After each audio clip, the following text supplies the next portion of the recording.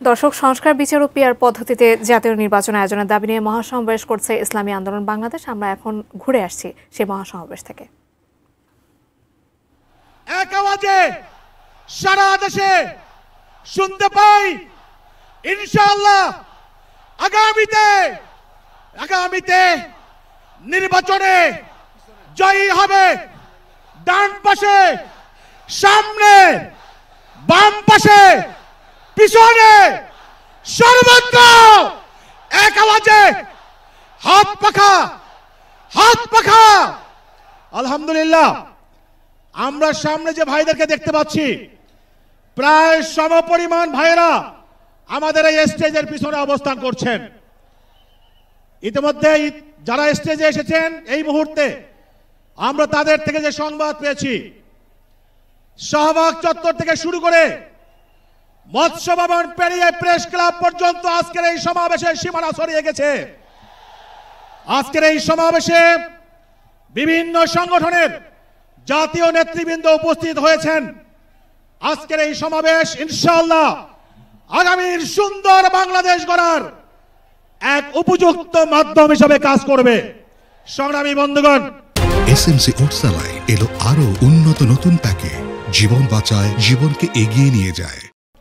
এখন আপনাদের সামনে বক্তব্য রাখবেন 24-এর গণ অভ্যুত্থানের সাহসী সন্তান, জাতীয় নাগরিক পার্টি এনসিপির উত্তরাঞ্চলীয় মুখ্য সংগঠক আমাদের প্রিয় ভাই সার্জিস আলম এখন বক্তব্য রাখবেন।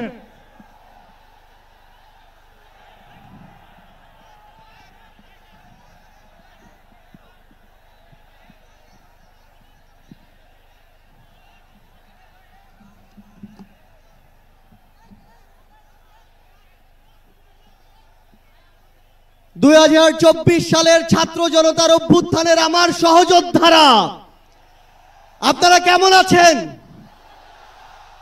আমার সামনে আজ এই ইসলামী আন্দোলন বাংলাদেশের মহাসমাবেশে যে লক্ষ ছাত্র জনতার উপস্থিতি, তারাই ছিল আমাদের জুলাই অভ্যুত্থানের অন্যতম সহযোদ্ধা।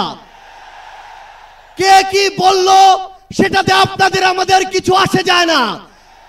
আমরা যতক্ষণ জুলাই অভ্যুত্থানের ওই স্পিরিটে নিজেদের বুকে ধারণ করে শহীদের যে আত্মত্যাগ, জুলাইয়ের যোদ্ধাদের যে রক্ত দেয়া, সেগুলোকে আমরা যতক্ষণ ধারণ করে সামনের দিকে এগিয়ে চলবো, ততক্ষণ কারো প্রপাগান্ডা আমাদের কিছু আসে যায় না। ততক্ষণ ওই বিদেশি এজেন্টদের চক্রান্তে আমাদের কিছু আসে যায় না। আমাদের মনে আছে ওই 3, 4, 5 আগস্টে আমাদের আমির সাহেব, সিনিয়র নায়েবে আমির সাহেব কিভাবে মার্চ টু গণভবনের ঘোষণা দিয়েছিলেন। আমরা স্পষ্ট করে আপনাদেরকে একটা কথা বলি, এই 24 পরবর্তী বাংলাদেশে আমরা যারা অভ্যুত্থানের সহযোদ্ধা ছিলাম, আমরা যদি ঐক্যবদ্ধ থাকি, আগামীর বাংলাদেশে আর কোন ফ্যাসিস্ট কোন নামে কোন ব্যক্তিকে সামনে রেখে, কোন দলকে সামনে রেখে এই বাংলাদেশে দাঁড়াতে পারবে না। এখন জনগণের সামনে আমাদের দৃষ্টান্ত স্থাপন করতে হবে। আমরা আমাদের কাজের মাধ্যমে প্রত্যেকটি ক্ষেত্রে যেন সেই দৃষ্টান্ত স্থাপন করতে পারি। আজকে যখন আমি আসছিলাম, রাস্তার আশেপাশের প্রত্যেকটি মোড়ে আমার ইসলামী আন্দোলন বাংলাদেশের সহযোদ্ধারা ট্রাফিকিং এর কাজ করছে। এটাই হচ্ছে দৃষ্টান্ত যে আমরা কাজ করব, আমাদের রাজনৈতিক সমাবেশ করব, একই সাথে জনগণের যেন দুর্ভোগ না হয় সেটাও আমাদের মাথায় থাকবে। আমরা এর আগেও দেখেছি এই মাঠে প্রোগ্রাম হয়েছে, প্রোগ্রাম শেষ করে মাঠের প্রত্যেকটি ময়লাকে পরিষ্কার করা হয়েছে।